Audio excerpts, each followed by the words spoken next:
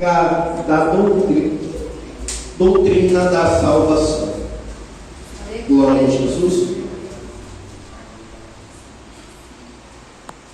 Amém. Glória a Deus. Abra as vossas Bíblias no Evangelho segundo escreveu o nosso irmão João, capítulo de número 3. João, capítulo de número 3. E nós vamos fazer a leitura a partir do versículo de número 14. Todos me ouvem bem? Amém. Glória a Jesus. Ei.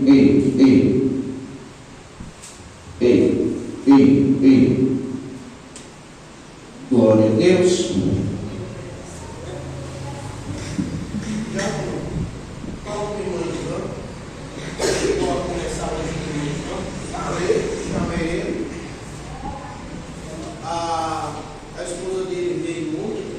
Não. Ela veio sexta-feira. Complicado. Porque Satanás está pelejando para os tirados. Eu ouvi uma voz aqui quando me ajoelhei que dizia: eu os tiro. E ficar pelejando, orando, apresentando, para Satanás depois chegar e tirar, é complicado.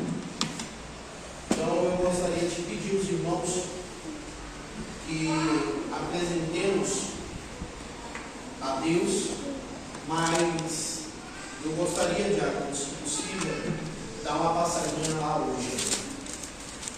Obviamente, eu vou pedir a permissão da pastora, Glória, amém. Se ela autorizar, amém. Se ela achar melhor que não, amém, do mesmo modo, tá? Mas aí ao final do ensino, nós vamos dar para ela. Olha, ele disse que vinha hoje de noite. Ele disse que vinha para pai. Ele não fica dando vida, eu falei, pai, você não fica dando vida a Satanás. Você é a parte do mal. Você dando vida a cortar as pessoas que estão trabalhando com ele, dando vida. Complicado. Os irmãos acharam? Amém. Glória a Jesus. Vamos aproveitar então para ler a santa e gloriosa palavra do nosso Deus. João capítulo 3, o versículo é o versículo de número 14, 15, 16, 17 e também o versículo de número 18. Vai dizer o seguinte a palavra do nosso Deus. Peraí. E como Moisés levantou a serpente no deserto, assim importa que o Filho do Homem seja levantado, para que todo aquele que nele crê não pereça, mas tenha a vida Eterna. Porque Deus amou o mundo de tal maneira que deu seu Filho unigênito, para que todo aquele que nele crê não pereça, mas tenha a vida Eterna. Porque Deus enviou seu Filho ao mundo, não para que condenasse o mundo, mas para que o mundo fosse por ele. Quem crê nele não é condenado, mas quem não crê já está condenado, porque não crê no nome do unigênito Filho de Deus. Aleluia, meu Deus. Glória a Jesus. Se você puder glorificar ainda mais a Jesus, porque Ele nos concedeu, por intermédio de Sua graça, esta linda oportunidade. A oportunidade de passar com Ele a eternidade. Aleluia, Deus. Portanto, vamos orar ao Senhor em agradecimento a Deus por este dia e por esta maravilhosa palavra a qual nós temos. Aleluia, glória a Deus. Maravilhoso Deus e eterno Pai, Deus de poder e maravilha, a Ti, Senhor, a honra, a glória e o louvor. Senhor Jesus, nós Te louvamos, Senhor, e Te agradecemos porque o Senhor é bom. E as Tuas misericórdias, amado de Israel, duram para todo sempre. Pai, muito obrigado, Senhor, por mais esta rica oportunidade. Ó Deus, a qual o Senhor nos concede, Pai, de estar aqui, meu Pai, em Tua casa de oração, reunidos, meu Senhor, no nome do unigênito Filho de Deus. Senhor, que neste momento, Pai, a cada palavra, meu Senhor, que será ministrada, meu Pai, esta noite através da minha vida, meu Deus, que jamais, Senhor, seja de mim mesmo, mas que pelo contrário, meu Senhor, sejam palavras provenientes do Teu amado Espírito Santo, para os corações, meu Senhor, da Tua igreja, para os corações do meu irmão, Senhor. Meu Deus, opera por intermédio da Sua palavra, prodígios e maravilhas, que possamos, ó Pai, retornar aos nossos lares, meu Senhor, abastecidos, meu Pai, da Tua palavra. Aqueles, meu Senhor da glória, que verdadeiramente têm fome, Senhor, e sede de Ti, amado Deus de Israel.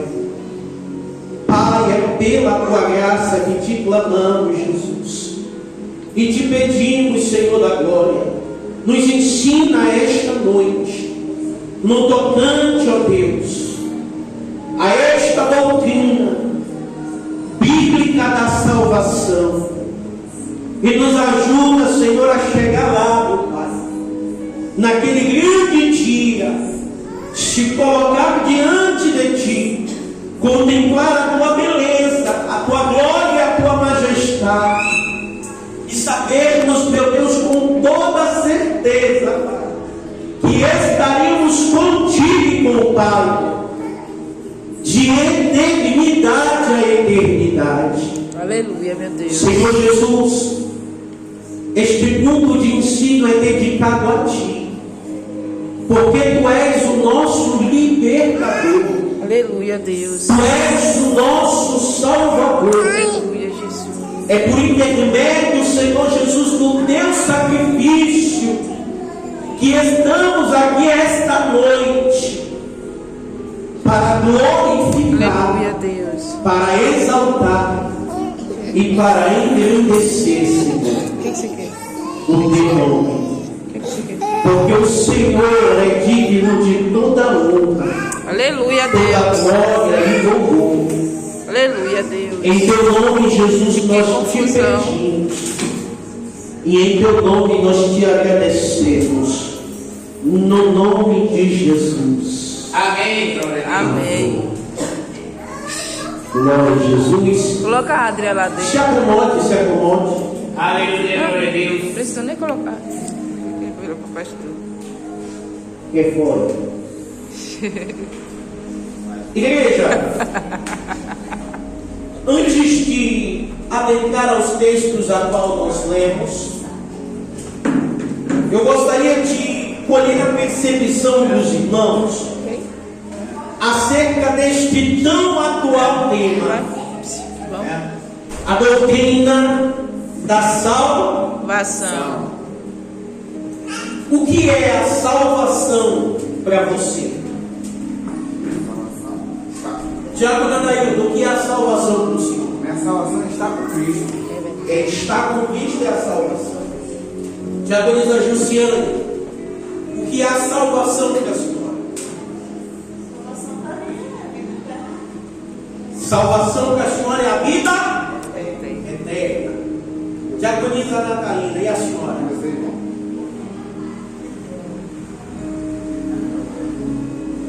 Não estou ouvindo. Vida eterna também, ô glória. Diaconisa Marisete, a senhora vai se perguntar agora o que foi. O que é a salvação para a senhora? Vida eterna também. Evita caminho.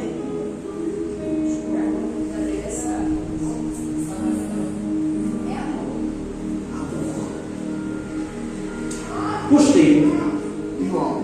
Que bom que cada um de vocês, agora falando na verdade, é um cenário de desculpa. Cada um. O povo esquece de mim, velho. O povo esquece de mim. Diga aí. O quê? Eu não falei. O que é salvação? O que é salvação? Sim. Salvação para mim é estar com Cristo em uma vida eterna.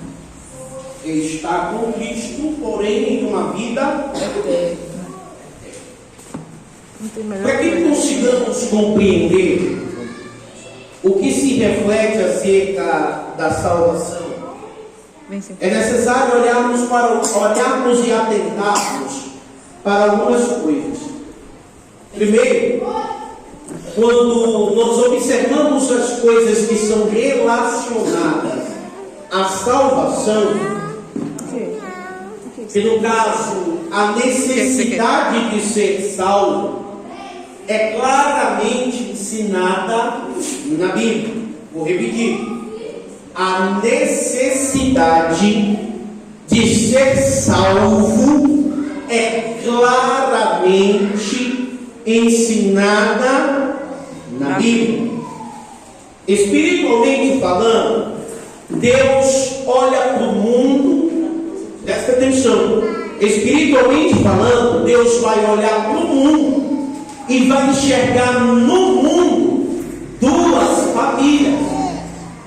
Nos referimos a isso aqui na segunda-feira passada. Espiritualmente falando, Deus vai olhar para o mundo e vai enxergar duas famílias. Uma família vai consistir nos filhos do diabo. E aí a Bíblia vai nos trazer como base fundamental João capítulo 8, verso 44. Quem pode abrir? Aleluia. João 8, 44, que é Jesus dizendo aos fariseus: vós tendes por pai. Vamos lá. De novo. Vós tendes por pai ao diabo e quereis satisfazer os desejos de vosso pai. Então o primeiro ponto é, quando Deus olha de maneira espiritual, Ele enxerga duas famílias. E esta primeira família é a família daquele que desceu do céu pela desobediência, por ser mentiroso desde o princípio. E os filhos que estão debaixo desta família fazem tudo para agradar o pai desta família. Olha o que a Bíblia vai dizer. Vou continuar no 44. Ele foi homicida desde o princípio e não se firmou na verdade. Mas por que ele não se firma na verdade? Porque nele não há verdade. E se ele é o pai de uma das famílias, se nele não há verdade, os filhos também não são verdadeiros. Só segura um pouquinho, não deixa eu pegar não, para não estremecer a gravação, tá? Os filhos não são verdadeiros. Portanto, se os filhos não são verdadeiros, o que eles vivem e professam é uma mentira. Boa, estou gostando. Olha o que diz a Bíblia. Quando ele profere mentira, fala do que lhe é próprio. Porque é mentiroso e pai da mentira. Portanto, João, no capítulo 8, nos descreve as características desta primeira família, que tem por pai o diabo. E todos que estão debaixo deste jugo, debaixo desta família, fazem de tudo para agradar o pai. O pecado, das mais variadas formas. Tenta ficar com a pessoa já, tá melhor, porque. Deixa o celular deitado, por favor. Fechado? É assim, do jeito que tá. Só de cuidado para o pedal. Amém? Então, João capítulo 8 já nos dá um indício acerca desta família a qual nós citamos. Porém, quando Deus olha para o mundo, Ele enxerga duas famílias. A primeira nós já observamos quem é o pai dela.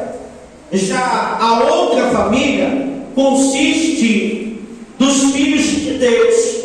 Olha o que diz ainda João, capítulo 1, versículo 12. Quem pode ler? Capítulo 1.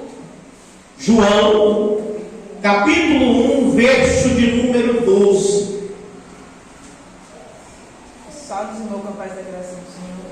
Amém. Mas a todo quanto receberam, deu-lhes o poder de serem feitos filhos de Deus, aos que creem no seu nome. Amém. Ou seja, vamos fazer então um paralelo.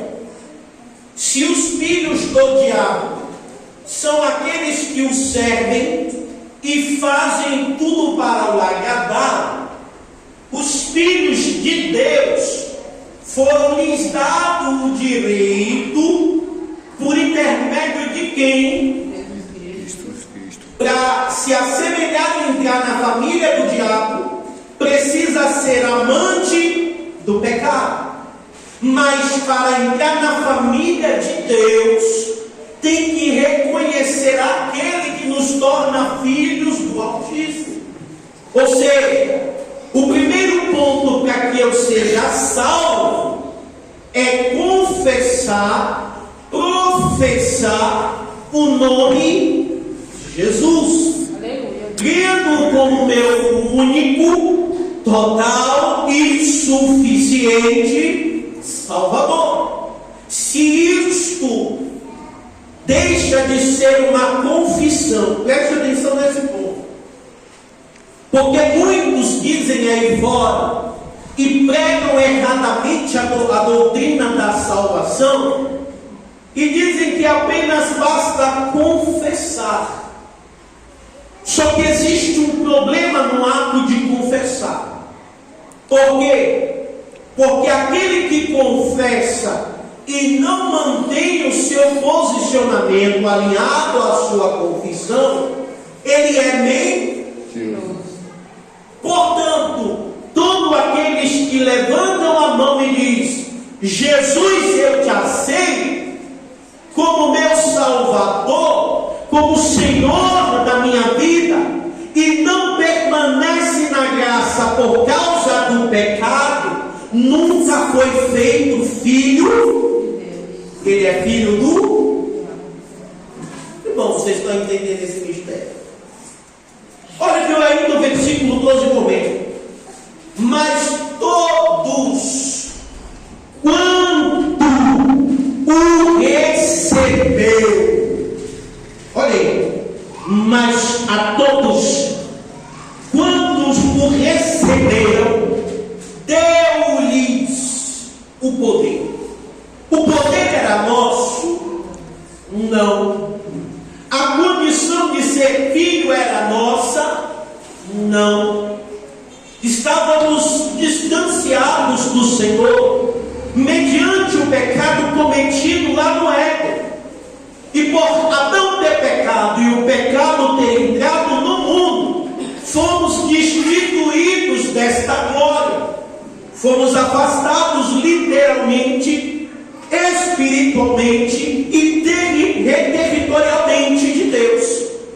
Estamos distanciados, estávamos distanciados dele porque estávamos na terra, ele no céu, e a partir do momento que o pecado desceu, quem lembra de Gênesis, ele não descia mais na viração do dia, como fazia assim com Adão, para prosear, para conversar, para se relacionar. O pecado entrou, causou destruição e distância.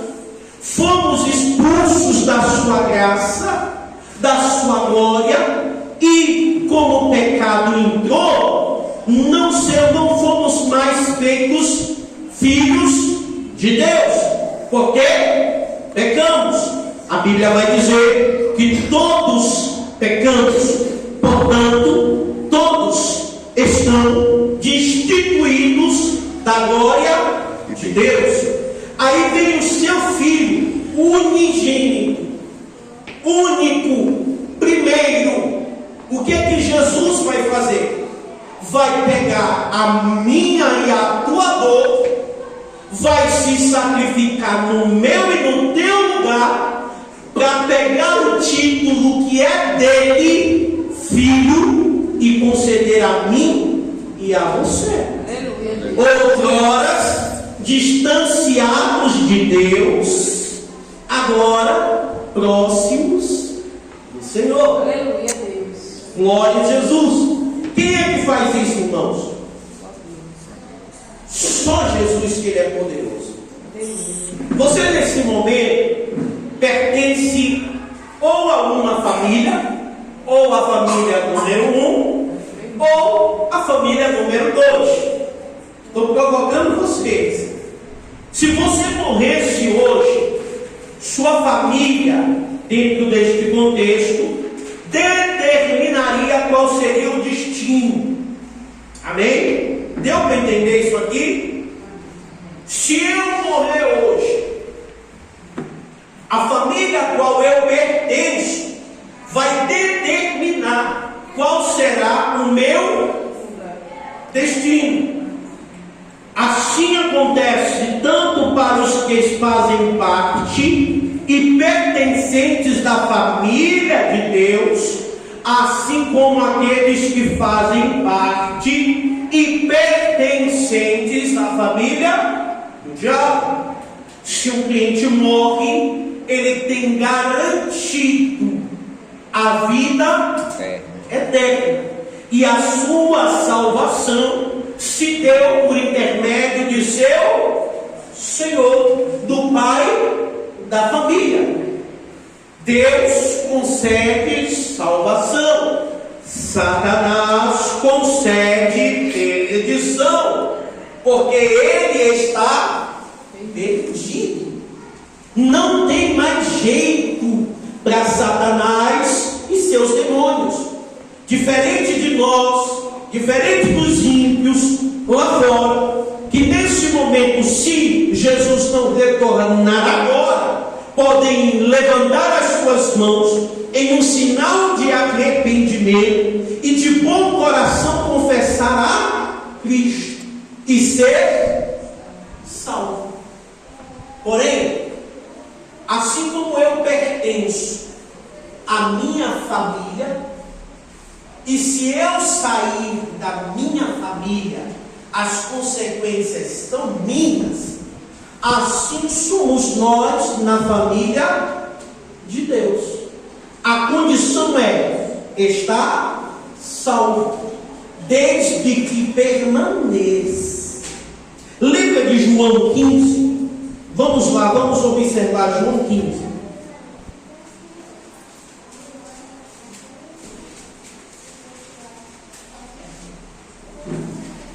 Olha o que diz. O capítulo 15. Jesus vai olhar para os seus discípulos e vai dizer: eu sou a videira verdadeira, e meu Pai é o lavrador. Ora, imagine, e obviamente isso aqui está claro, mas observe a videira verdadeira como uma árvore. Quem será o responsável por manter a árvore bonita, apreciável? É o lavrador. que vai arrancar as folhas podres, os galhos podres, vai cortar os galhos que estão indo numa direção contrária, para que a árvore permaneça unida. Então Deus se encarrega disso, em fazer da mesma forma com a sua família.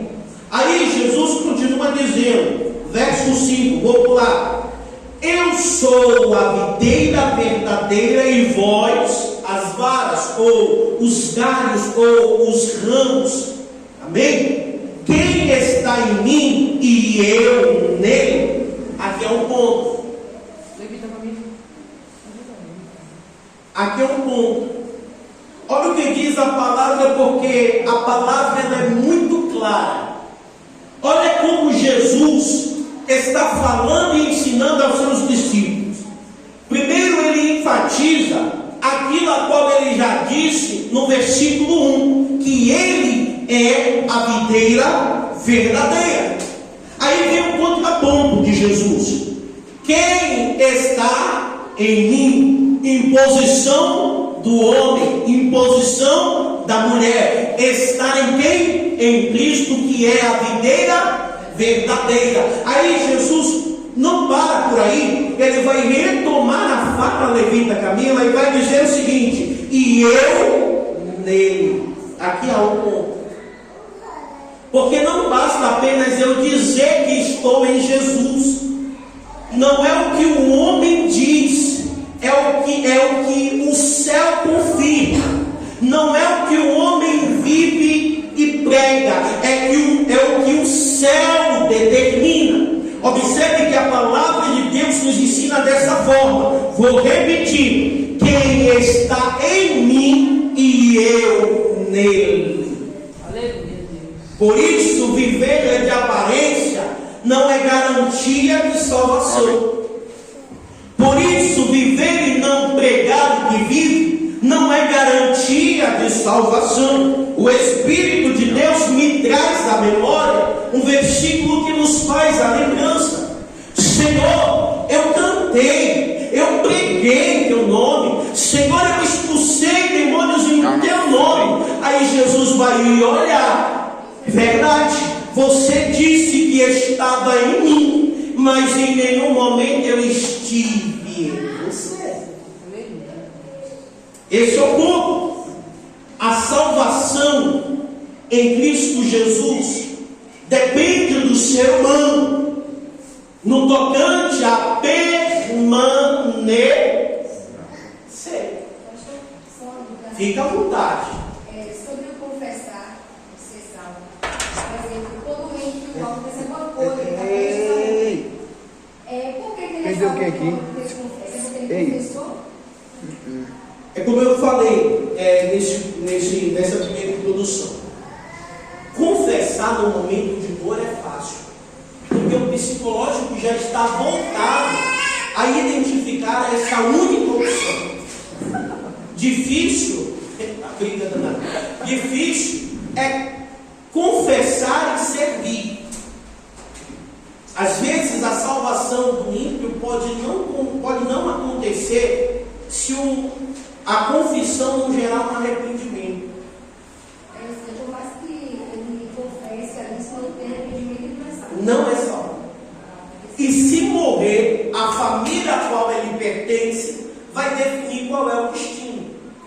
Amém? Se vamos dar uma situação esporádica, tá? Mas uma pessoa ela é baleada e está agonizando. Se naquele momento, dentro de si, por mais que tenha alguém cá fora dizendo: aceita Jesus, que Ele é o único caminho de salvação e vida. Se naquele momento, aquela pessoa que neste exemplo está agonizando, dentro do seu coração gerar-se um arrependimento e uma confissão verdadeira a Cristo, ele é salvo. Por mais que morra, ele vai dormir e aguardar o retorno de Jesus. Isso aí. Agora, se a confissão for mediante um momento, não é arrependimento. João pregava? Arrependei-vos. Vou dar um exemplo claro.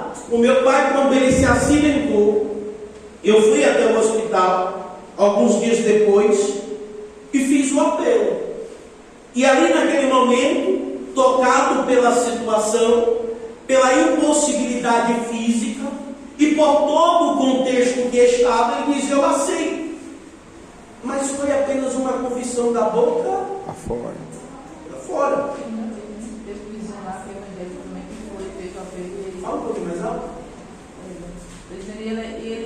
Isso aconteceu 2 vezes, né? Teve um 2 vizinho- vezes, boa. Teve um vizinho lá também, que é nosso irmão em Cristo, eu não conhecia, eu sei que ele levou a gente para visitá-lo também, e ele também fez o apelo e meu sogro também aceitou. Porém, só dos lábios para fora, é meio grande situação. Justamente. E do que importa confessar e não viver. Gálatas capítulo 2, verso 6 em diante, vai falar que Deus rejeita a aparência do homem. Viver de aparência não traz salvação. Aqui, e a família a qual nós destacamos é o ponto-chave. A razão pela qual Deus enviou seu Filho Jesus Cristo ao mundo para morrer pelos pecados do mundo e derrotar a Satanás, abrindo um caminho para um novo nascimento.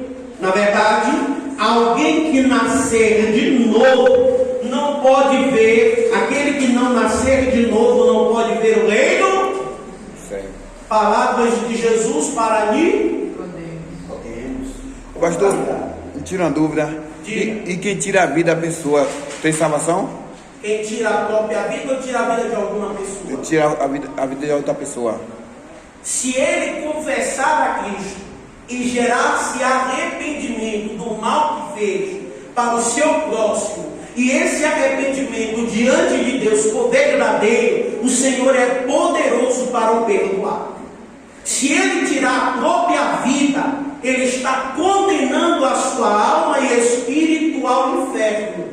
Por quê? Porque não reconheceu a graça e o dom de Deus. Suicídio, inferno direto, não tem explicação. O suicídio se assemelha àquilo que Satanás fez.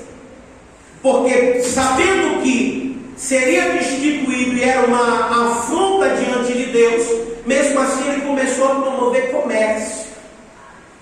E com isso ele arrasta uma terça parte dos que não tem mais a oportunidade de viver cara a cara com Deus. Respondido? Vamos seguir. Pastor, Oi. na Bíblia tem um exemplo, né, do nosso irmão Paulo, que era perseguidor, contribuía também para as mortes dos nossos irmãos em Cristo. Exemplo tem o nosso irmão Estevão, né, que Paulo estava lá presenciando. justamente, mesmo assim o Senhor usou a face da terra para alcançar os gentios e muitas almas. Perfeito. E Paulo, no plano de Deus, foi muito importante. Porque a igreja começou a ser igreja a partir do ministério de Paulo. Paulo foi o principal plantador de igreja aos gentios. Quem pensa que os apóstolos saíram? Não. Os apóstolos ficaram responsáveis no primeiro momento da ministração do Evangelho através da revelação de Jesus Cristo aos judeus. Mas o apóstolo Paulo, sendo judeu e gentil, foi destacado por Jesus para levar o Evangelho a toda criatura. Entendesse? Vamos lá. Deixa eu ver onde é que eu parei aqui. Estava me referindo ao novo nascimento. Esse novo nascimento espiritual nos move ou nos leva à família de Deus. Isso tudo é o que significa salvação. É ser levado à família de Deus. Portanto, nós passamos da morte para A vida. a vida. Por isso que aqueles que estão em Cristo, nenhuma condenação há. Por quê? Porque Cristo nos concedeu salvação. E por intermédio de seu sacrifício, eu vou repetir isso várias vezes, nos tornou filhos De Deus. porque nós recebemos da parte de Deus, por intermédio da sua boa vontade, a revelação de seu Filho. E eu vou entrar, talvez eu traga um ensino sobre predestinação. O que é isso? Alguém sabe? A predestinação de Deus é quando Deus escolhe para a vida e para a morte. Temos o exemplo lá em Jeremias. Aham. Por isso que é muito complicado brincar com Deus. Porque uma vez que Deus te escolheu para a vida e tu quer andar na morte, é complicado. Mas esse é papo para outra aula. Irmãos, nós temos 11 coisas. É forte. Ei, Jesus. 11 coisas que não são salvação e também não são novo nascimento. A primeira coisa é, não depende de decência natural ou parentesco. No caso, por exemplo, não depende do sangue. Embora alguém possa nascer numa família cristã, isso não faz dela um cristão. Isso não garante salvação. O que garante salvação é aceitar, reconhecer a Jesus como Senhor da minha vida. Pode nascer num berço evangélico. E eu vou dar um exemplo lógico, tá? Pela misericórdia de Deus, o Senhor me constituiu e me chamou como chamado pastoral, junto com a missionária Juscelene. Só que o nosso filho, e nós estamos lutando pela nossa salvação.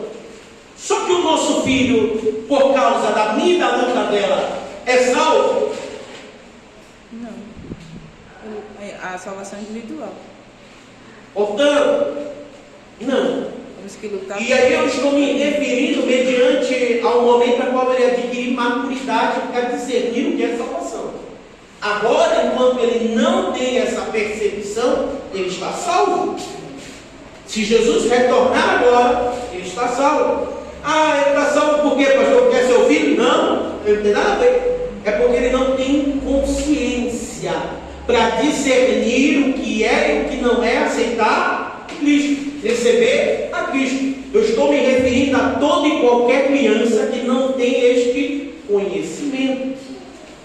A partir do momento que ela adquire conhecimento necessário para reconhecer a Cristo como Salvador, ela tem que confessar com a boca, gerar arrependimento, e no céu isso tem que soar como verdadeiro, porque senão não salva.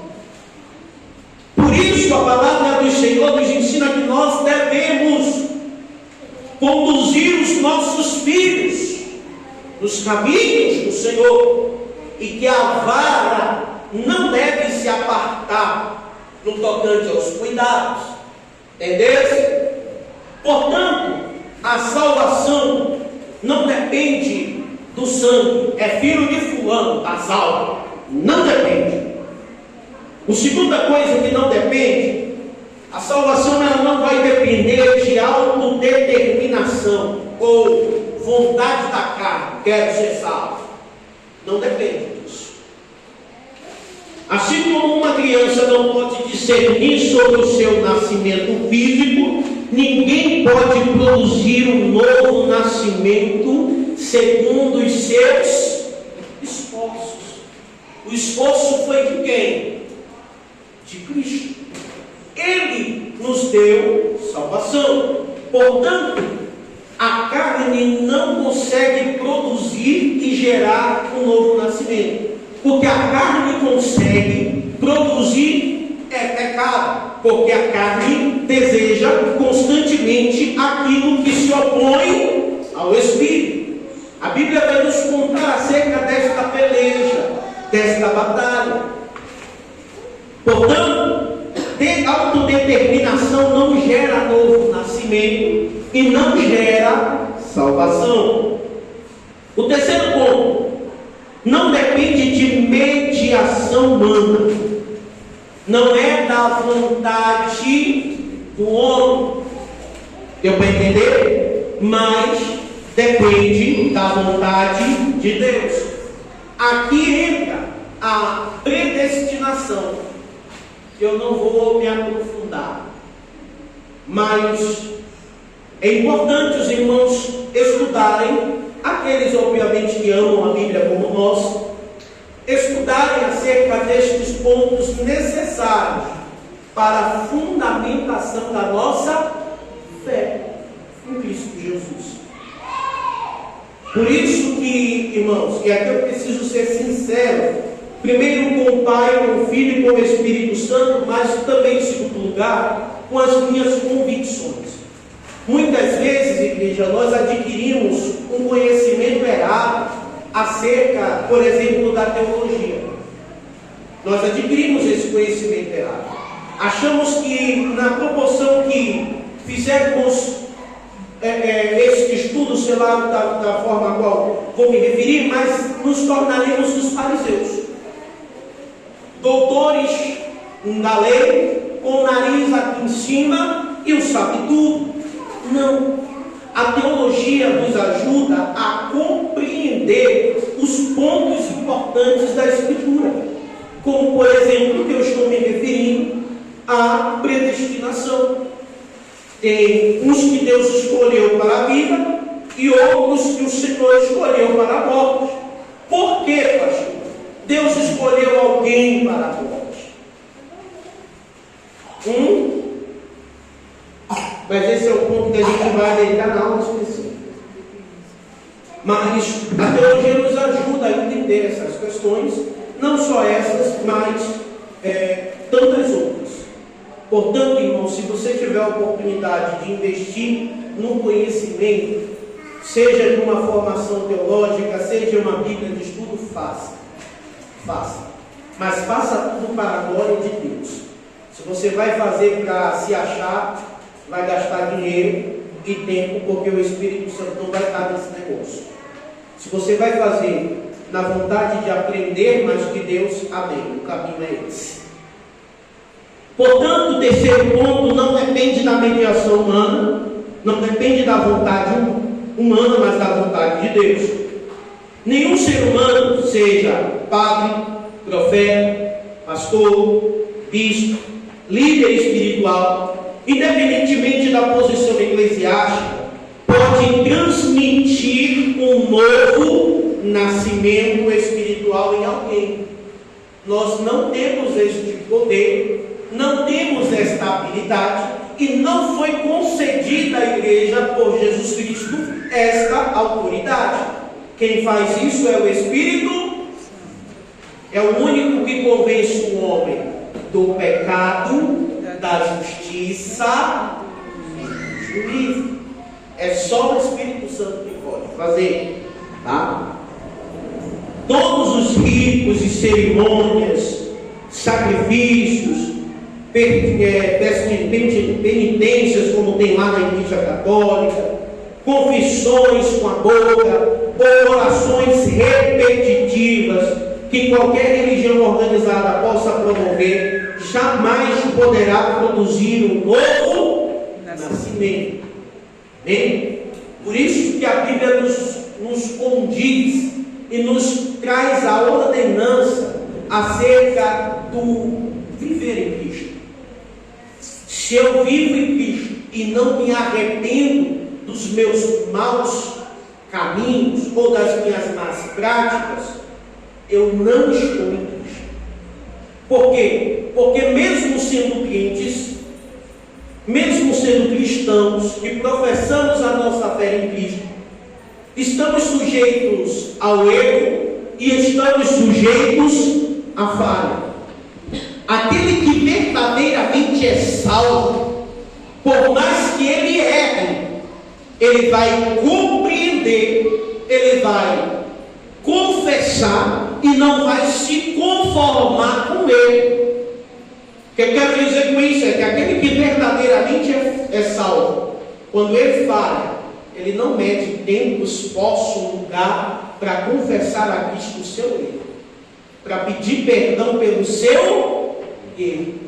Mas aquele que Cristo não está nele, ele erra aqui, esse erro vai permanecer, vai gerar um novo erro, e desse novo erro vai gerar um pecado, e desse pecado vai gerar o salário que é a morte, e perde a salvação. A epístola do apóstolo João, a primeira e segunda epístola, no capítulo único, verso 8, vai dizer o seguinte: eu amo esse versículo, amo todos eles, mas eles me matam. Olhai por vós mesmos, para que não percamos o que temos ganho. O que é que ganhamos? Salvação. Mas sim, recebamos o inteiro. Não é metade, não é um pouquinho, é o inteiro galardão. Portanto, precisamos orar e vigiar. É assim? Vigiar e orar. Precisamos vigiar. E depois orar. Eu só vigio se eu oro. Se eu não oro, eu não vigio.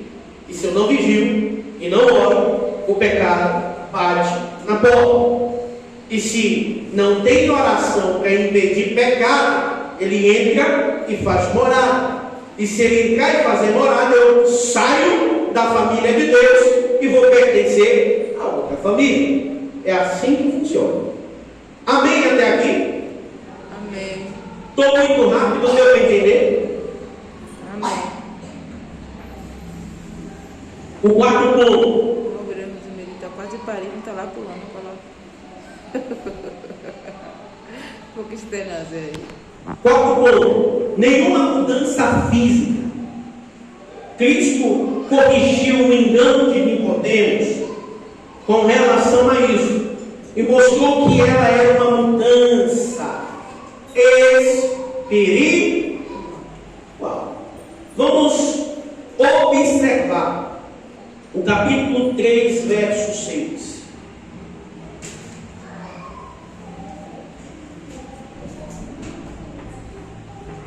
Quem pode ler? João aí.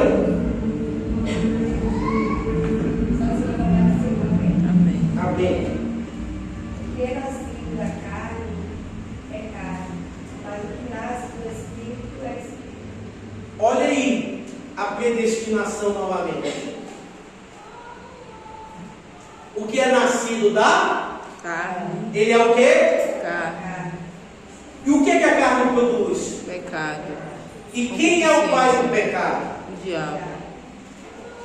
Ou seja, aquele que nasce para ser filho do diabo é filho do diabo. Mas aquele que nasce do Espírito Espírito. é Espírito. Deu para entender?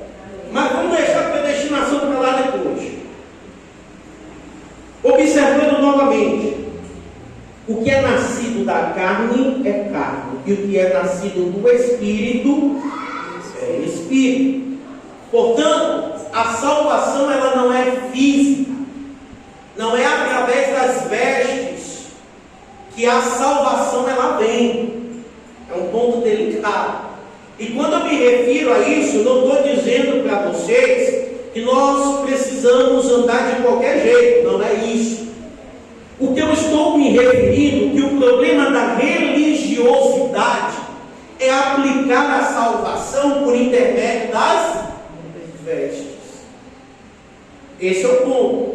Nós precisamos ser crentes em Cristo Jesus? Sim. Precisamos ser sóbrios? Sim. Precisamos dar bom testemunho? Sim. Mas nós não podemos ser religiosos demais. Porque assim eram os fariseus. O que os fariseus passavam para o povo é religiosidade ao extremo. Tanto é que nas orações eles oravam em pé. Sim ou não é assim que Jesus descreve? Caía-se o semblante e através do semblante aparentava que eles estavam fazendo o quê? Jejuando. Aí quem estava de fora observando, aí identificar, não, aquele ali é um fariseu, está salvo. Não. Vamos ter cuidado com essas coisas. Tá? Cabelo não define salvação. Roupa não define salvação. Pastor, o que é isso? É dessa forma. Mas isso não me dá vazão para andar de qualquer jeito. Ou ter qualquer tipo de cabelo. Tem que andar com modéstia e decência, assim diz a palavra. Justamente. Como servos do Deus Altíssimo, pertencentes à família de Deus, nós temos que nos portar conforme a família de Deus. Vou dar um exemplo. Primeiro no caso das mulheres e depois no caso dos homens. A família do diabo anda com shortinho curto. A família de Deus vai usar? Repreendido, queimado em nome de Jesus. Nós sabemos que o short, o pano, não vai definir a salvação. Mas o testemunho e as ações definem a vida de um salvo, de um não salvo. Portanto, a família de Deus tem que imitar o pai da família. Tem que imitar aquele que nos concedeu salvação. Sedes imitadores de Cristo. Não é ser imitador do diabo. No caso dos homens, andar pelas ruas sem camisa é testemunho de crente ou de ímpio? Corrente no pescoço, nós sabemos, salvação não vem por intermédio disso. Mas qual é o testemunho que está sendo aplicado? É do ímpio ou do crente? Portanto, por mais que a salvação não seja definida por questões de mudança de ordem física, roupas ou qualquer outro adereço, existem caminhos que nos conduz ou a Cristo ou a Satanás. E como crentes do Senhor Jesus, cristãos professantes da fé em Cristo, nós precisamos, dentro da palavra de Deus, ser temperados. Não posso ser quente demais, eu também não posso ser frio demais. Quente demais é dizer isso aqui vai levar para o inferno. Que nem uma pastora aí por nome de Nadir, que segundo ela, Jesus afirmou para ela que blusa normal de quadriculada assim, leva para o inferno. Cara, não leva. Não força, porque não leva. O que leva para o inferno é as más práticas diante de Cristo. Isso leva para o inferno. Roupa não leva. É a mesma coisa. Vou dar um exemplo claro e a gente avança porque eu não quero me ater a isso. Olha aqui para essas duas cadeiras. Vou botar de frente para vocês, para facilitar o exemplo. Essas duas cadeiras, elas são iguais ou diferentes? Mas aonde é que elas são diferentes? Porque as duas têm 4 pernas, são basicamente da mesma altura e têm o mesmo formato. Onde é que elas diferem? Apenas alguns detalhes. Nos detalhes, no design. Essa daqui é mais fechadinha. A daqui tem algumas protuberâncias, furos. Então eu vou comprar só dessa daqui porque essa leva para o céu. e vou descartar daqui? Não. Porque salvação não está nisso aqui. Tá? A salvação está justamente naquilo a qual tocamos e falamos sobre estes pontos. Entendeu? Dá glória a Jesus? A salvação também não vem por mudança geográfica. Como assim, pastor? Quem não nascer de novo, não é imediatamente transladado ao céu. Continua vivendo na terra, agora para agradar ao seu Salvador. Pastor, por quê? Porque tem alguns crentes que se acham querubins, serafins, arcanjos. Tem muito crente que se acha igual a Miguel, literalmente, a ponto de guerrear com a espada de Miguel. Rapaz, o negócio é... Tem cada coisa, igreja, na internet que chega até ser risonho. O que tem neste mundo evangélico, dentro do pentecostalismo e do neopentecostalismo, não é brincadeira. Os pentecostais, eles são fundamentados na palavra de Deus. Pastor, eu sou pentecostal, sou obrigado a gostar da palavra? Porque senão tu não é. Porque quem achar que ser pentecostal é só rodar, não é. Isso aí é neopentecostalismo, que não preza, não prega, não vive e não ensina a palavra. Quem é pentecostal raiz, de verdade, não vive sem ela. Medita na palavra de noite e de dia. Tá? Quando não somos, está repreendido, mas eu vou dar esse exemplo. Quando o ser humano, o crente, não é fundamentado na palavra, ele acha que ele é o suprassumo de Deus, a ponto de ter vários e vários tipos de pregações aí no mundo da internet, aonde os coaches, os pregadores deste século, afirmam que nós somos o centro de Deus. Eu não somos não. Não somos não. Porque se não fosse Cristo, e se não fosse o plano perfeito que Deus traçou, meu irmão, estaríamos neste momento ardendo no fogo do inferno. E seria bem feito. Se não fosse o sacrifício de Cristo, não estaríamos aqui. Se não fosse pelo amor incondicional dele, não estaríamos perdoados os nossos pecados. Portanto, quem acha que Deus é sujeito a ele, não conhece quem é Deus. Porque se verdadeiramente conhecesse o Deus da Bíblia, entenderia que não somos em nenhum momento merecedores dele. Não somos. Não merecemos o amor de Deus. Ele nos amou sem merecer, sem que a gente mereça. Tá? O sexto ponto: não depende de nenhum conhecimento intelectual. A salvação não depende do quanto eu sei de Bíblia, não depende disso. Tá? Por isso que muitas pessoas tecem comentários errados acerca da teologia, porque acham que só pelo fato de se tornarem teólogos já são salvos. Isso não existe. A condição da salvação nós já falamos várias vezes aqui e frisamos: se não observar as condições da salvação, não é salvo. Não é salvo. A Bíblia vai nos contar e dizer que aquele que confessa